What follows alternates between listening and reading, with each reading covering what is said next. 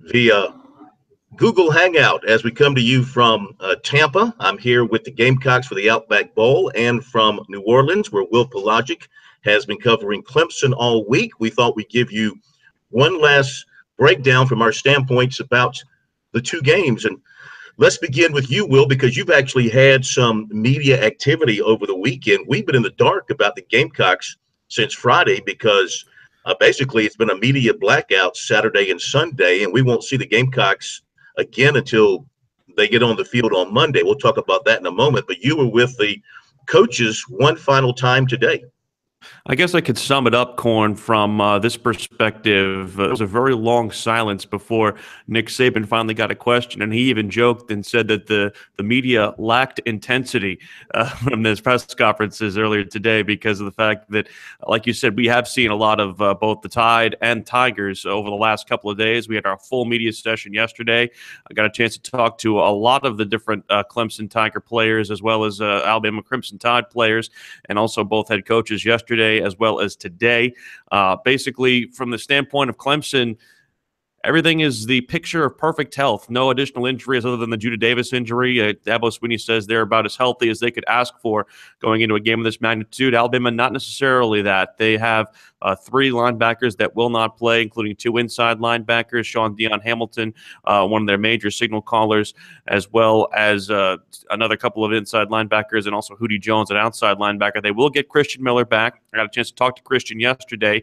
That conversation is up on sportstalksc.com. The funny thing that I learned about him is that he actually cuts his own hair, which I find very interesting. I think we have to ask Corey Miller about that because of the fact he says he's doing it just because it's cheap. So from that perspective, I think we got to get Corey in there to possibly get him some money so we can get a proper haircut. But all in all, I think the players are basically at the same point that kind of you and I are, Corey. We want to see these guys kick it off and play some football.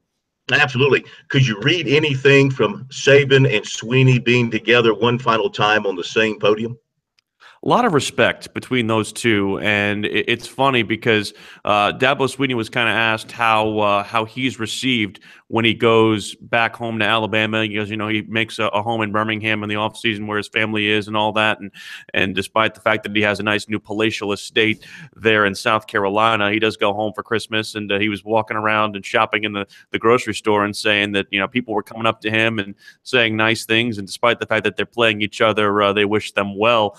I think that there is a genuine mutual respect between not only these two coaches, these two programs. A lot of that dictates from Alabama legacy for Swinney, but also from the standpoint of the fact that I think these two know that the games of this nature bring out the best in each other, and I think that they believe that could be the case again. And they also believe that despite the fact that this is a trilogy and this has been billed as a trilogy, they feel like that it might not be the last time these two see each other on this stage. Yeah, I wouldn't be surprised either. Okay, so around here, last thing we have, of course, is from Friday. We got a chance to see the Gamecocks practice a little bit. The most startling news, the most startling thing we saw was the two offensive linemen, Donnell Stanley and Zach Bailey, not participating in practice, at least what we saw. Now, who knows what happened when we left? Maybe they were just holding them out so the media would see that and draw some conclusion. I don't know. The guys were wearing knee braces, and Bailey had an ankle that was taped.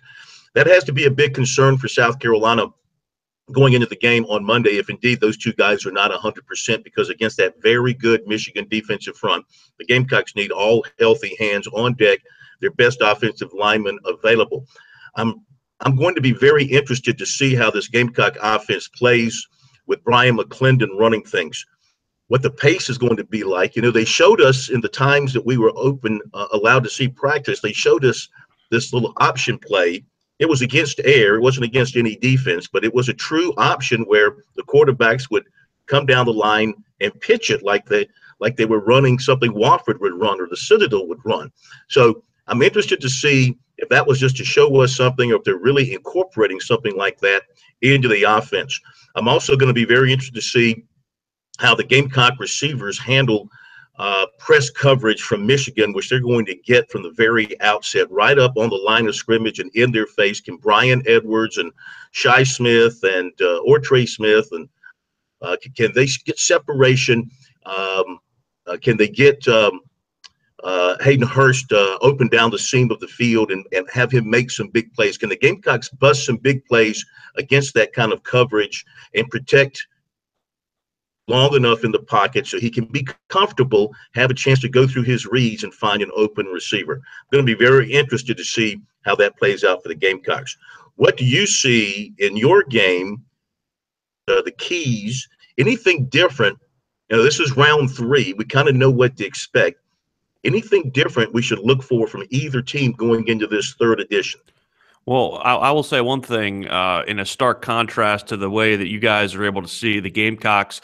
We were only able to see 2 days worth of Clemson practice, and so all we were able to see was, or at least all that Dabo showed us, was them basically stretching and doing some punting and kickoff drills. So we didn't really even see any kind of systematic scheme or changes. Obviously, Clemson is in a different situation with the stability that they've had, and the Gamecocks obviously trying to break in a new offensive coordinator. But as far as the matchups on the field, I'm very interested to see how much attention, or at least how Alabama pays attention to Hunter Renfrow.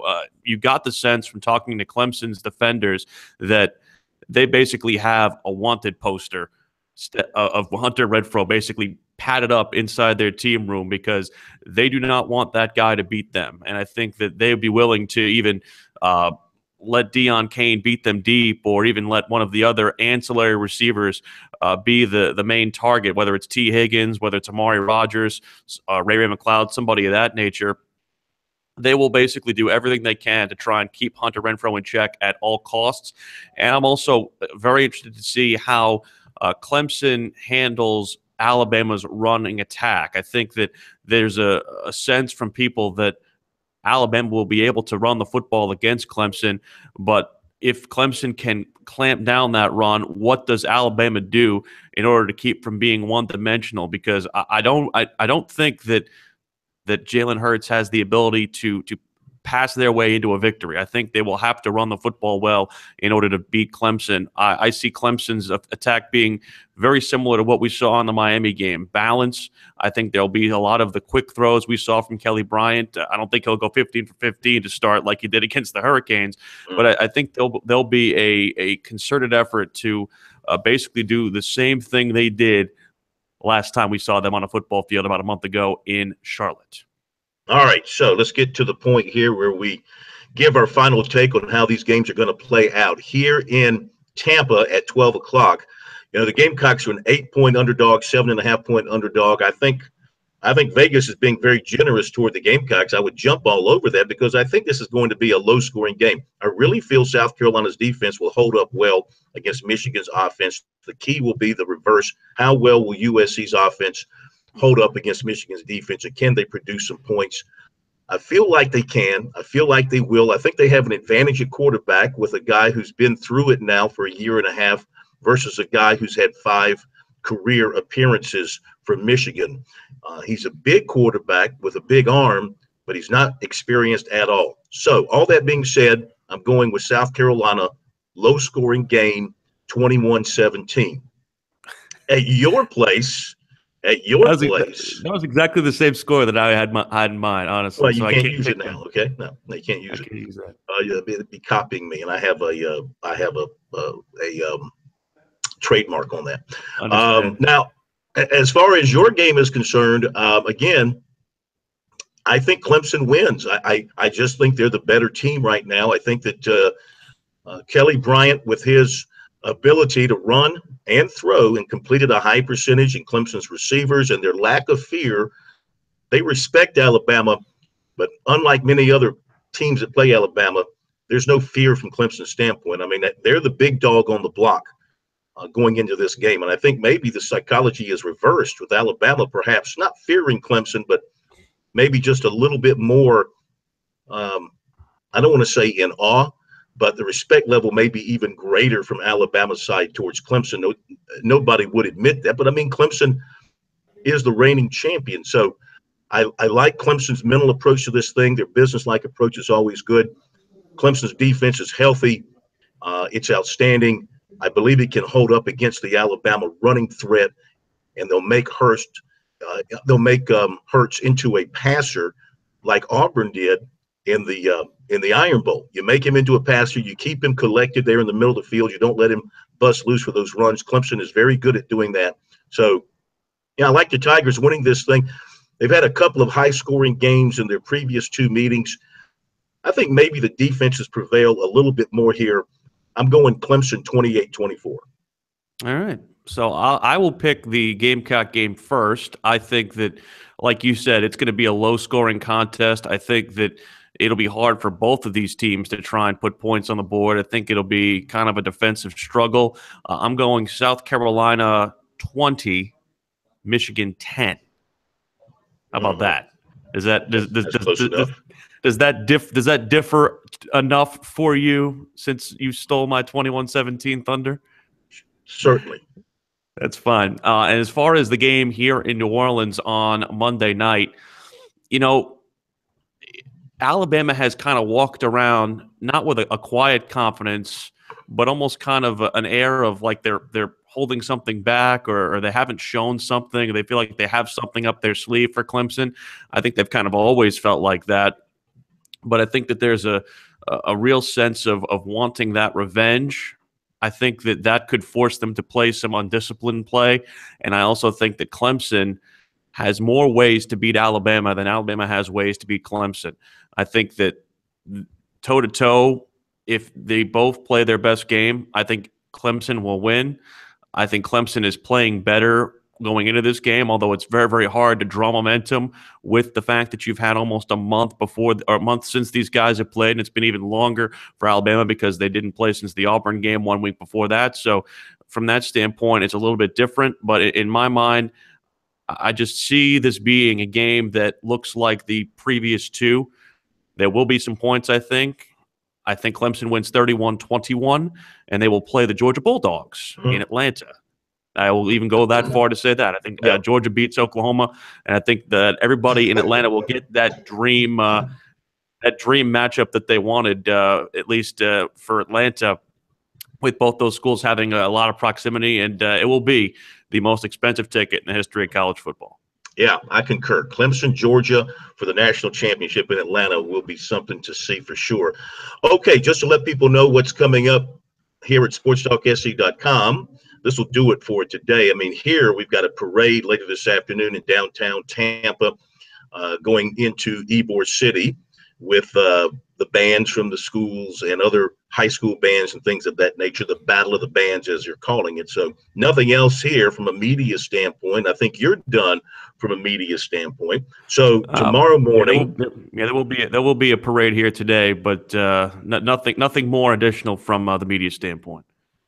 All right, so tomorrow morning, game day, I'll be at the stadium early, and we'll bring you a live Periscope from Raymond James Stadium. And, of course, throughout the game, we'll be tweeting our observations on what is happening on the field. Then post-game, of course, we will bring you a live Periscope wrap-up from the stadium after the post-game interviews are done, and then we'll bring you the post-game comments of Will Muschamp and some of the players.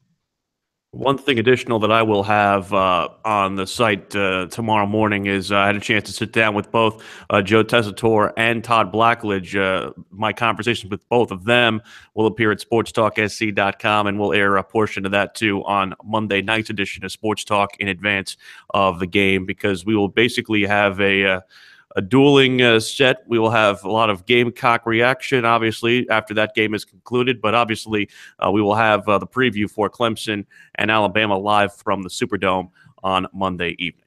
And, of course, Joe and Todd, very good friends of yours, and you're probably going to go out tonight and ring in the new year with them. Todd, I know through my previous working relationship with Sean Salisbury, and Joe is somebody who I've come across a couple of times, and he noticed it was good to see me again, so that was good. Okay, so that's what we've got planned for the next day or so, and then it's back to reality, back to Columbia, and back to the grind, and back to, well, we'll see if there's one more game left in our future. February 8th. That will be determined late tomorrow night. I want to wish you a happy new year. Enjoy ringing in the year in New Orleans, and we will be talking with you tomorrow. And thanks to everybody checking us out today, and happy new year to everybody. And we will see you here at sportstalksc.com and tomorrow night on Sports Talk.